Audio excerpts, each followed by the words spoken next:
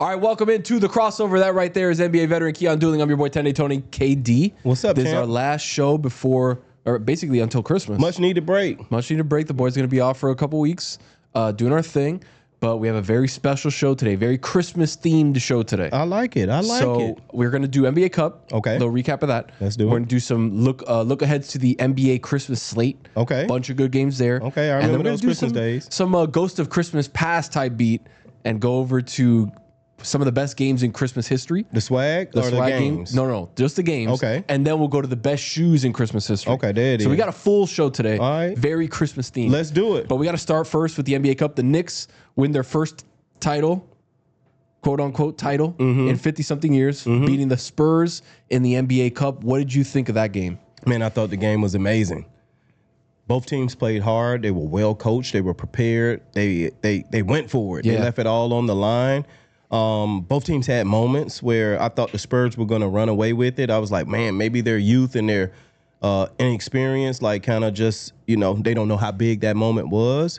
But also their hunger, because a lot of those guys haven't hit their second contract. So that $500,000 would have been very lucrative for them. How would that $500,000 would have hit your account? It would have man, it would very have been welcomed. Oh man, it would have been a blessing, man. I was always, grossly underpaid for the value that I brought. So that half a ticket, boy, that would have been a blessing for the fam.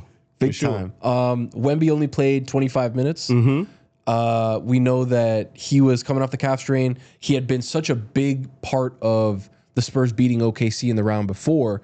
And then you see him against the Knicks, at times being that special player, at sometimes looking a little off. What do you think of his performance? Well, I thought it was a tale of two halves. I thought in the first half, like, he really made an impact. I think he changed his shots defensively. Like, you have to be conscious of where he is on the floor. So defensively, no matter what, he's always going to make an impact with his presence. Offensively, he got it going a little bit in the first half. Second half, he struggled a little bit. You can see that his timing and his rhythm and his conditioning is a little bit off. Obviously, when you have an injury as well, man, like, you're trying to tentative. feel your body, right? So you're a little bit tentative. He missed the lob backwards. That's something we don't really see a lot from him. But also, man, he was playing with a heavy heart that people don't see. There's these unseen wounds that a lot of guys have to carry and then still have to go out and perform and produce and be critiqued on their performance.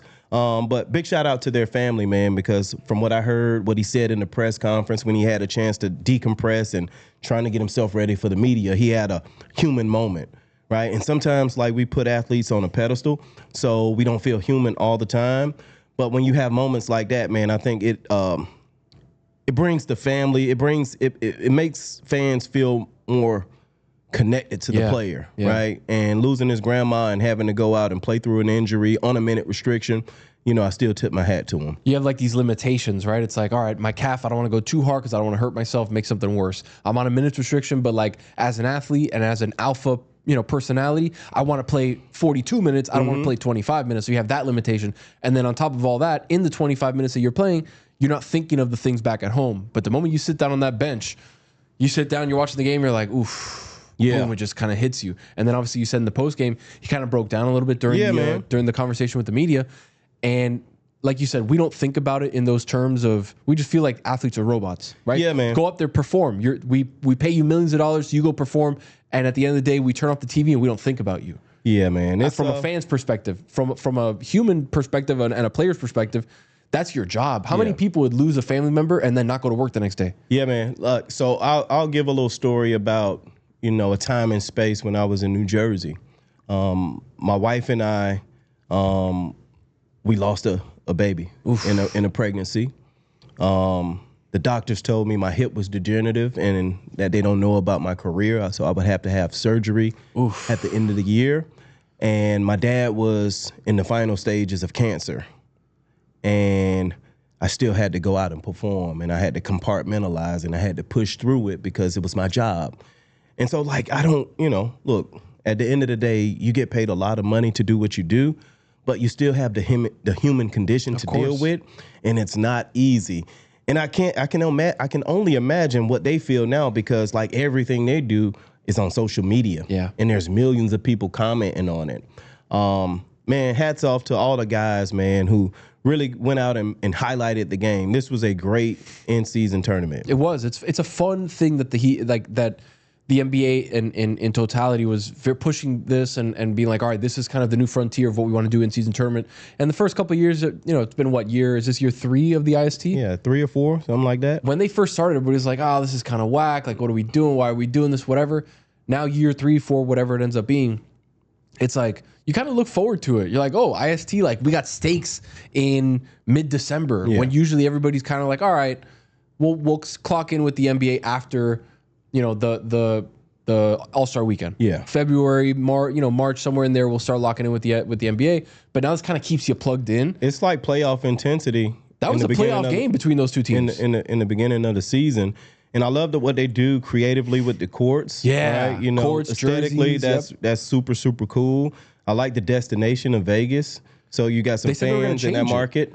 I heard they're always Adam is always looking for different ways to make the game bigger and better. So he's creative enough to be able to do that. He's been a transcending, commissioner. Adam Silver is one of the best, if not the best commissioner in sports. Not only from a business side, but also from a compassion side in the way that he treats players. But I think sometimes we overlook how tough Adam is. He doesn't look like a tough guy. Yeah, very quiet, very kind of reserved. Adam don't play no games. He stand on business. He's a David Stern disciple. And man, I just thought this cup was all around a great experience as a fan. I saw online that they may be going to historic college venues to do the IST tournament championship, which I thought would be cool too. Imagine a place like North Carolina, Duke, where you have this IST and you have 15,000 fans, 12,000 fans, like smaller venues, and the place that's going to be packed, and the electricity of the tournament's going to be fun. We'll see what they do, but it's been a very fun project. We'll see. All right, let's look forward ahead to December 25th. Christmas Day. Christmas Day. Merry Christmas to all. We got 5 games on the docket. I think we both agree on which the biggest game is. Spurs Thunder at 2:30, which is going to be must-watch TV on Christmas Day. So you already got the presents out of the way. Maybe you get a little lunch. You sit down on the couch, turn on the TV. All of a sudden, Wemby in your living room, SGA in your living room. That'll be a good one. Cavs Knicks to start off the proceedings on December 25th, 12 p.m., the noon kickoff, Knicks Cavs. We were talking a little bit before the show. Cavs are in a really tough spot. Mobley hurt. Garland's been in and out of the lineup. Hurt. When he has played, it hasn't been that good. And then it's all basically on Donovan Mitchell. It's all on Donovan. But they're sitting right now at 15 and 13. What do you see for the Cavs going forward? Well, I see, just kind of where they are. I thought last year for them was an anomaly. I think they caught a lot of people off guard. I think they were pretty healthy most of that year. I think Donovan Mitchell came in with a chip on his shoulder, new environment and things like that. So it really went together well, for them. But not anymore. They're not somebody who can sneak up on you. They can't surprise you. And people are prepared for them. And with Evan Mobley out of the lineup, you lose a lot, right? The defensive player of the year. Not only his defense, but his offense, right? He's a lob threat. He's a guy who can stretch the floor. He has a really good ground game. So for continuity into the dribble handoffs or getting a rebound and being able to push it, Evan Mobley brings a lot to the table that sometimes doesn't show up in the stat sheet. So when you don't have a player of his caliber, your team is going to feel it. And Garland's been in and out. Garland is one of the best smaller point guards who can put the ball in the basket. They did a good job, especially at the end of the year. Donovan Mitchell did a good job of kind of taking some off of his game to make sure that Darius could still be him. Right. And so they did a really good job with that last season. But unfortunately, man, there's no continuity because they haven't had their unit together. The injury's been tough. It's been tough for them. They're playing the Knicks. Obviously, just won the in-season tournament championships. Knicks are playing well, man. Mike Brown's coaching his ass off with them. They're efficient. They're good on offense. They're good on defense. This is a Knicks team that was looking for the next step. Thibodeau could only get them so far. And it feels like Mike Brown doing this through 25 games, they're about kind of where we thought they would be come this time. We knew that they were going to be a good team, and they're actualizing that fact. Yeah, man, they're doing great. Tibbs, man, as much as like we talk about his offensive limitations and maybe playing his starters too much, Tibbs put those guys into a good situation. Yeah. Right? He's a good program starter. It's just hard for him to get over the hump as a head coach. Now, he's gotten over that hump as an assistant coach. He was on Doc Rivers' staff in the championship team with the Celtics. But Mike Brown, man, is very crafty and creative. He's very passionate and energetic. I think they made some good moves, so now they have more scoring coming off the bench. Jordan Clarkson had a good game in the finals as well. He's a certified bucket out of the University of Missouri. Yep. Straight to it, my boy JC.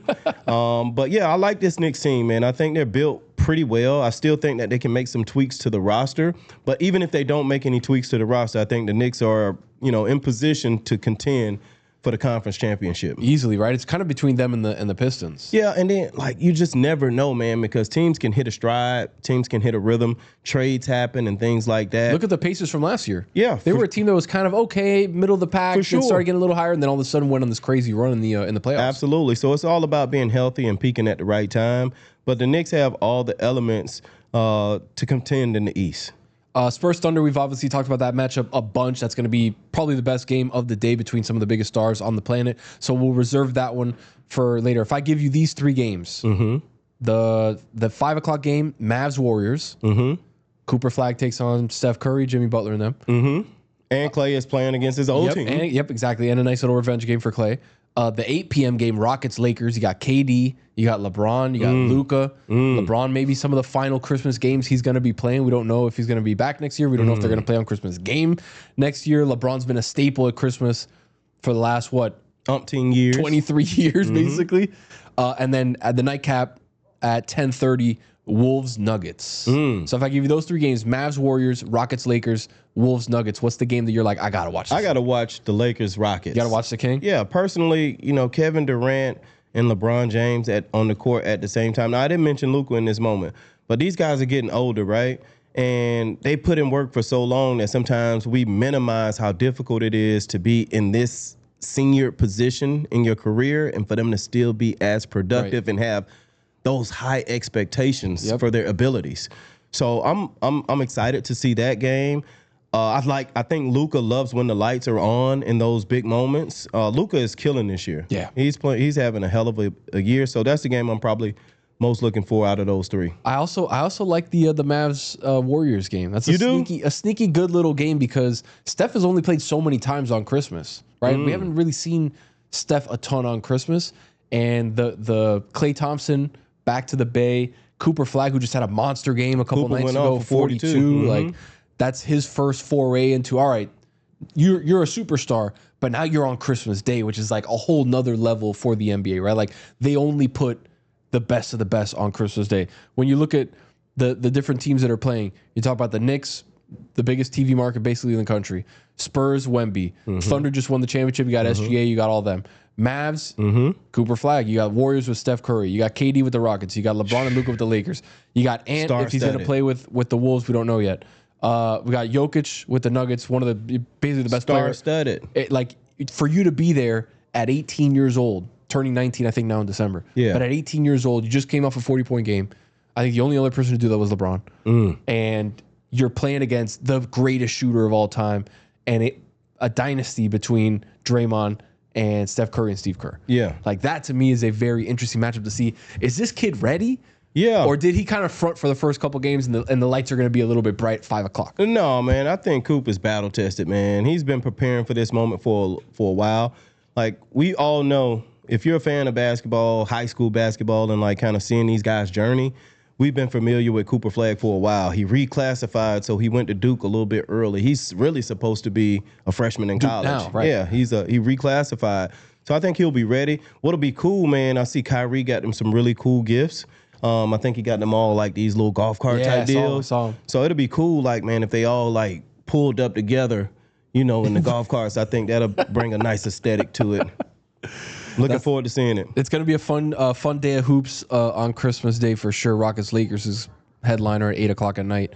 It's going to be very cool to see LeBron maybe for the final time on Christmas Day. We don't know. Yeah, Christmas Day, bro. Like, for me, man, Christmas Day. Have you played on Christmas Day? I have. I played on Christmas Day a few times. Obviously, you have to be with a great team with some superstars on your team. Yeah. So I got a chance to play in the Staples Center on Christmas Day and the Garden in New York.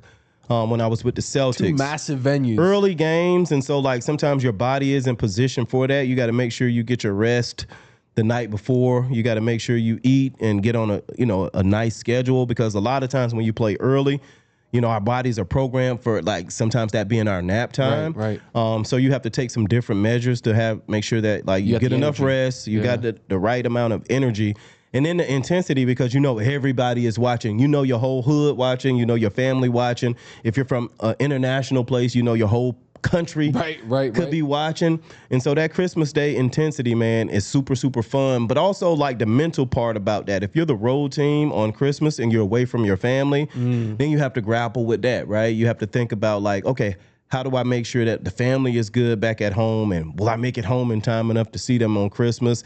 Damn, I might miss, my child opening up those presents for a first time and things like that. But that is the sacrifice that we make as athletes to make sure that everybody is good. But also the human element of it, right? Like you're playing in these games, you're like, damn, I didn't see my kid open up the present on Christmas morning. I didn't see them, that thing that I sacrificed here to be able to buy them. I didn't see the fruit of what that happiness showed with your kid. So that's a tough part too, to kind of make it full circle about the humanization of, damn, I got to go play in LA. Yeah. But everybody's back home in Miami. Yeah. And like, I'm missing it. Yeah, but big shout out to all the women and all the families that make sure that when our guys are on the road, when we're on the road, that the house still runs like a well-oiled machine.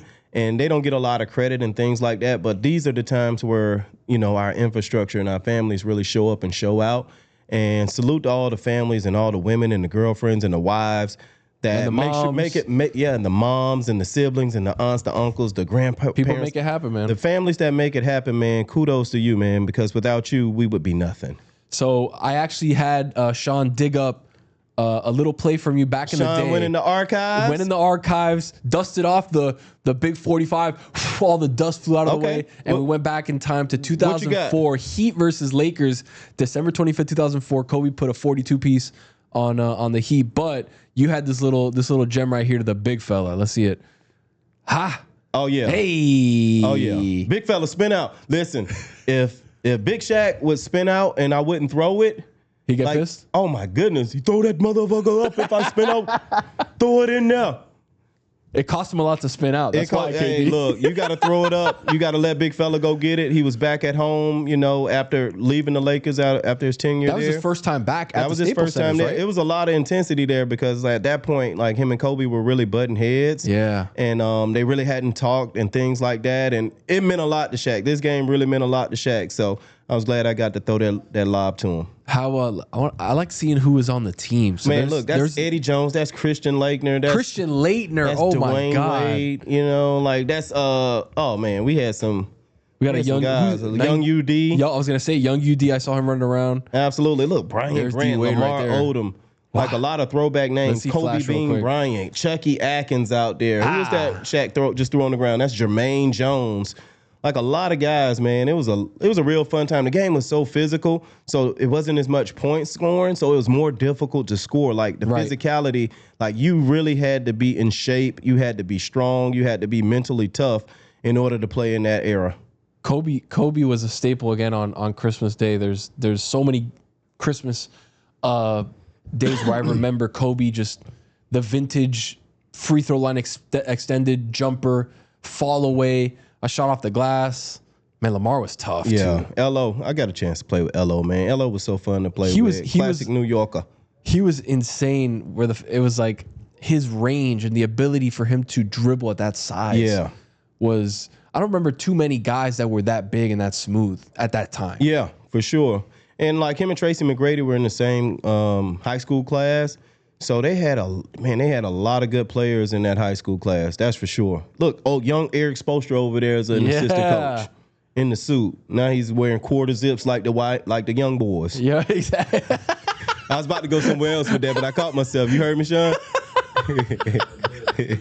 All right. Other Christmas Day game you played? Celtics and the Knicks in the Garden. In the Garden. Yep, in the Garden. Now that was in the Garden. That was a home game for you. No, it was an away game. MSG Garden. Yep, it was in the Garden. It was in Madison Square Garden. I was gonna say because you got both of you guys got the Garden. For sure. The parquet probably is a little bit more prestigious, but I'll digress on that. But no, that was a fun game. I just remember the intensity. You know who really stood out to me in that game? Shumpert. Iman Shumpert was tough. Shumpert, bro, like his speed and his physicality, and at that time I think he was like rocking the high top fade. But of course Melo in that moment, and if I'm not mistaken, it was the lockout season, and so we didn't have a lot of time. 2011, I think. Yeah, we didn't have a lot of time for preparation. We were an older team, so we just physically couldn't keep up with them. I think the Knicks put it on us pretty good. Damn, the Garden and the Staples Center. Yeah, man. Christmas Day for the boy Isn't that KD. Something? Little boy from Lauderdale, You've from been Broward blessed, County. bro. You've been blessed, bro. God is good, man. All right, some of the other games. Let's see if you remember some of these. Cavs Warriors from 2016. This is after the Cavs came back and won and beat the 73-9 Warriors. Kyrie hit a clutch game winner with RJ blocking a potential game-tying shot down 14 in the fourth quarter. They came back and won. Do you remember that game or not? I do not, man. Around 2016, man, I really wasn't watching hoops at that point. I think for retired players, I think it's a season after you finish playing that you have to kind of get away from the game. And it's for a few different reasons. One is because when you first retire, you still think you can play a little bit, right? And the league went a little bit younger and things like that. So you kind of break away from that. And then two, you've done it for so long, it's difficult to like watch it. Right. So it took me, probably maybe 5 years after I retired to really be able to sit down and really enjoy full games. Wow. But now that I'm a little bit older and I'm a little bit further away, it's still difficult to watch like games in their entirety. But because of social media, because of, the internet, because of all these great apps, you watch like condensed versions of them. And it allows you to spend time with your family, to keep your pulse on the game. I like to see games more in person than I do kind of digesting them on television. But then you just really reconnect and become a fan. Yeah. And you get to watch it without a judgmental eye. I don't shit on the young boys. I just think that they play in a different game than us. I got a lot of respect for them. They got a lot of talent. They're doing a great job, with the game. I just miss defense. I really do. I miss defense. I think the guys are 96-82 game. I think the guys are good enough now where they can play through a little bit of resistance. I think the fans really miss, defensive stoppers. Everybody plays alike. I thought that the coaching was a little bit more creative back in those days. Coaches had their own style of coaching and their own offenses and things like that. X's and O's meant a little bit more. It's more triggers and reads now and pace and rimming threes and getting to the line. Yeah, the game is basically totally different. It's all about like the analytics pretty much. And at the core of it, when it all breaks down, when the refs like kind of bite their whistles a little bit in the playoffs, that's when you really see guys still having to get to their mid-range game. And that's a shot that they say is not a good shot anymore. But ultimately, most game winners are mid-range. It's very few, unless you go Dame time on you see stuff like that. Or you need a three, right? But, I missed the mid-range game. I missed the post-up game. I missed the triple threat. I don't see people triple threat anymore. A lost start, back to the basket. I don't see, floppy action where guys are coming off screens. If somebody shoots the gap and you fade. Like, it's little the intricacies skills of the game that got lost. Yeah, that we used to, really have to train and develop, that they don't have to do it anymore. Another great game, 2008, Lakers 92, Celtics 83. Who are you with in 2008? 2008, I think I was in New Jersey. It just depends on what part of the year it was. So Christmas 08 before 09. Yeah, I was in New Jersey. So and we were terrible, so we didn't play. So you were not. You're watching from the couch. I was damn show at home. Heated finals rematch from the prior season's intense Lakers-Celtics rivalry. This game, the Lakers snapped Boston's 19-game winning streak, and Phil Jackson earned his 1,000th. Damn, that's okay. 1,000th career coaching win. Kobe led 27 points in the win.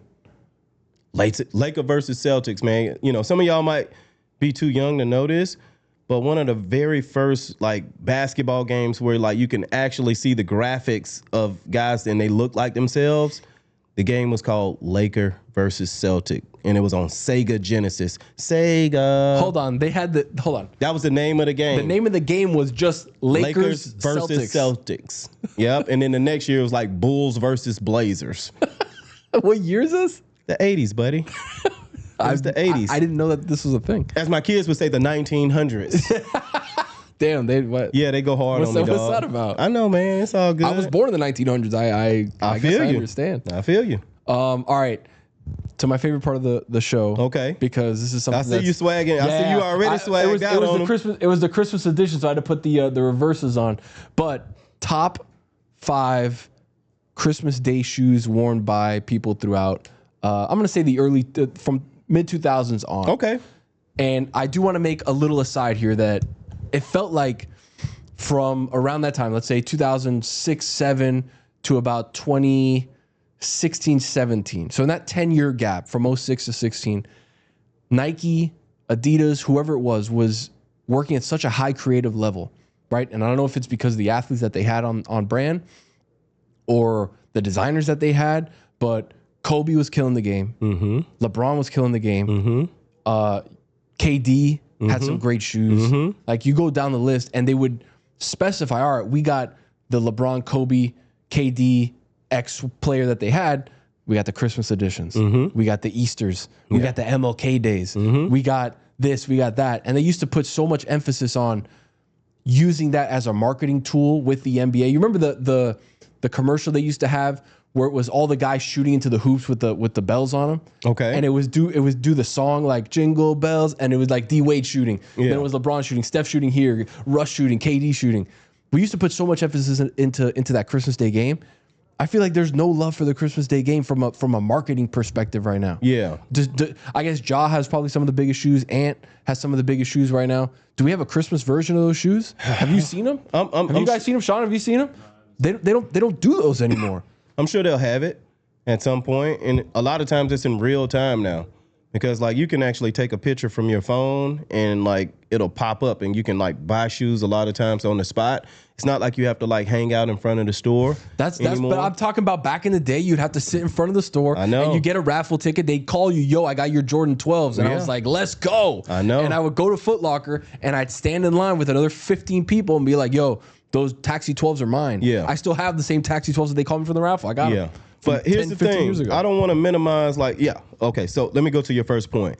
Yeah, I do believe that window, there were some very creative people who did a great job of, packaging those things up and marketing them. And I think the game was big enough where the superstars were able to sell them.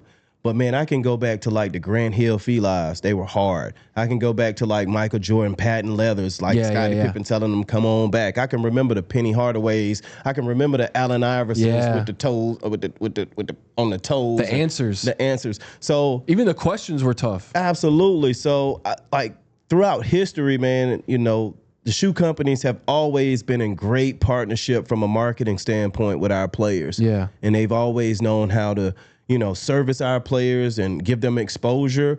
And at the same time, they knew how to move merchandise. Ain't that the truth? But I'm going to go through a little. Let me see what you got Christmas here, Pass. This is the greatest Christmas Day shoe of all time. Mm-hmm. I remember when Kobe wore these. These are the Grinches right here. I got the reverse Grinches. Obviously, you can see the difference. Hard.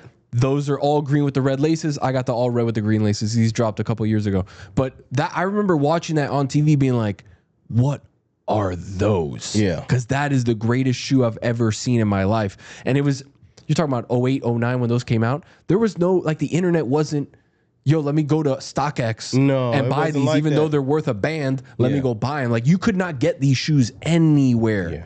Anywhere. So these are for sure probably, I'd say unanimous consensus that these are the greatest Christmas Day shoes of all time. Were you a Kobe guy from a shoe perspective? Yeah, I mean, shit, man. I had Kobe's when he was with Adidas, and they had the ball on the side, and they were like, "Oh, your ankle sprain proof." Yeah, you know what I mean. I forgot about those. The metallic joints that were huge. You remember like the moon boot ones that he had. The first Adidas? I remember all those. But no, aesthetically, the way that the Kobe's looked are always beautiful, man. For me, it was difficult to play in low tops. I didn't play in low tops until like my 12th year in the NBA. I just was afraid to. I hurt my ankle early in my career, so I always was super tough on like making sure I was taped and making sure I was supported. But also, like, you know, with these shoes, man, a lot of guys wear them now. These guys wear low tops and things like that, and you see more injuries. And I'm not blaming them on the shoes. No, yeah, but at the same time, man, I associate, you know, low tops with not a lot of ankle support. It's more for the swag. Yeah. And they give all the swag like you can handle. Matter of fact, dog, what size are those? They look like my size. 13. What's up, dog? 13. I'm trying to see what that be like. Them joints hard, bro. I like those. Thanks for wearing them. Thank you, bro. All right, let's roll over to the next one. Let's see what we got here. Let's see. Ooh, these right here, the Christmas LeBron 8s. Yeah. I love these shoes. My buddy Kevin had these, and I borrowed them from him and never gave them back. I loved the LeBron 8s. That's when he first came down to Miami. I was like, oh, okay. Yeah. That's the one. I love, those are probably my favorite LeBron Christmas shoes of all time right there. Yeah. Those were tough. Let's see the next ones. Yeah, them hard. KDs. Again, low top though. I know, but it's all good. Them KDs, and he wear like a size 47. That's the boat, you know right? What I mean? Canoe boat right joints. You know, but man. How about these? These were of a time. The Kobe 9, the Extendo Commando boot joints. Yeah, that's a good name for them. Extendo Commandos. Those shits were not even ankle support. That shit had calf support. But the thing I love about those shoes is that they do give you a lot of ankle support. Visibly up to the shin. Yeah, they cool. I couldn't play in shoes that high. I was more like a mid player. But man, those joints are hard. You know what I mean? Like you can play basketball in those or go box in them. Like those Drive are a race car those are too. dual sport. Tri-sport. Sure. All right, I saw another pair of Kobe's, another beautiful pair of Christmas Kobe's. Man, those are the ones with the Mamba action. They had like a ankle wrap support, and those came. I remember they had a pack in yellow, and then they had that one came out in Christmas. It was so hard to get shoes back in the day, bro. Now that I got money, I don't even want to buy them. You know what? Like, man, I'm getting older now. It's more better things to do, but I still do like a variety of shoes. Yeah, it's important for me to swap out the shoes. It's very important. I mean, we've talked about it. I had we just bought a house. We're renovating it, so I had to move all my shoes out of my collection to between my mom's house and my mother-in-law's house, and I got a lot of shoes. I got like close to 50 pairs of shoes. Yeah, and trying to decipher, all right, let me get these 6 because I wear these more in a rotation, but then I got to put these 40 in another box and put this and that, whatever. It's important to keep those shoes because the styles, like, they go in cycles. Yeah. Yep, and they can come back, and you can give away some shoes. Man, I gave away so much stuff, man, that's so valuable now. Yeah, those are $1,000. I just gave those to buddy down the street for free. Absolutely, but I think, man, we have to have something for our man cave, for our minds. We have to have something that's ours, right? Shoes. Women have their purses. Yep. Women have their, closets. They have their pet peeves. I think at some point, since we don't have like CD players and DVD collections anymore, you got to have a nice little drink collection. If you drink, a wine collection. And you got a nice little cigar collection. And you got to keep your shoes up to date. Always. You got to do that. I might have to see how much these are and see what the price is. How can you stand on business without a good foot on? Thank you. Exactly. You got to have a good foot on. And I had to take these out because I've only worn them a couple times. Them joints is hard during and they my Christmas. size. That's the only time I'll wear them. I like that, bro. As the Grinch. All right, let's see. Do we got a couple more here? Oh, this was 2000. So let's see. That's those are KD. I want to say 4 or 5s. Those are LeBron 11s, I think, and those are Kobe 8s. So we're probably talking about like 2011, 12, somewhere in that mix. Okay. But like you don't see Nike's offering, like if you go on Nike.com, you don't see the offering of Christmas Day. No. Like, and that's the thing that I miss. Yeah. Like from your childhood, like there's only so many things that you would get happy about from a perspective of like, damn, these shoes are coming out. I want to go get them. And Mom, can you take me to the mall? I got to go get these shoes. And you got to run and try to find them. But then somebody else beats you to them. They don't have your size. You got to go to size up and wait, 6 months till you fit in that shoe. So that's what that reminds me of. Man. The nostalgia of trying to get them. In basketball, it runs so parallel with your life experience. Mm-hmm. Like I can remember a lot of the music I listened to, a lot of the phases of life that I was in, depending on what year of basketball it was. I can remember the soundtrack that I used to listen to get myself going. Facts. For games. Let's see, we got one more. Oh, these were underrated. These were KD 4s. Okay. The all coppers. I never seen those. Those are the all coppers you wore on Christmas Day. Dang. 2012, 13, somewhere around there. Let's see. Do you have any more? That's it. Them joints hard, okay. boy. Yeah. Them joints is kind of hard. And those KDs, again, you could not find them anywhere. And the state of the shoe game right now, there was Nerf KDs that came out that you could not find, that they were impossible to get. And they were still sitting on Foot Locker shelves for like $100. How about that? And 10 years ago, you would pay $1,000 for them and you couldn't get them.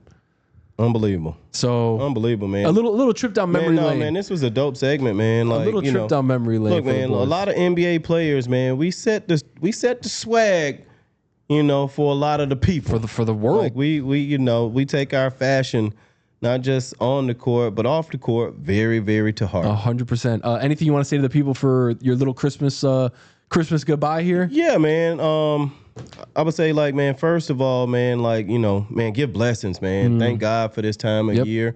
Everybody doesn't share the same faith as me, but whatever your faith is, man, connect with that. For me, it's Christianity. Likewise. So I'll be celebrating, that part of it first and foremost. Reason for the my season. Family. But then also create memories, man. We bought some card games, so we're going to play some games. Nice. Our daughters are home from college, and so they're going to help my wife in the kitchen cook. I'm going to the store, so we're going to have, food, drink, all the Southern 4 generations of, Southern cuisine. But, man, I just really want everybody to be safe. Watch NBA basketball. The NFL, like, they're trying to, like, barge in. They're trying to barge in. They're trying to let me in, but, who wants to see that? We watch them on Turkey Day. Christmas Day is about the NBA. So we'll miss you guys. We'll be back real soon, and we'll come back refreshed. Yeah, for sure. Nice little break. Make sure to go like us on social media, on YouTube, on Spotify. Go follow us. Go subscribe to our stuff. Keep running up the numbers, man. We're having a good first half of the year. We're excited for the next half. We're going to dive into a little bit of college basketball in the new year. Obviously, man. We got March Madness coming up. We got a lot of good players that are going to make that next transition in the NBA. Then we got the All-Star weekend. Then before you know it, playoffs are on. Yeah, man. I'm excited. We got a very, very exciting 2026. But KD, Merry Christmas, bro. Merry Christmas, man. Blessings Happy to New you and your Year. family, Blessings man. to you and the fam too. All right, you guys. We love you guys. Thanks for hanging out with us. Peace. We out.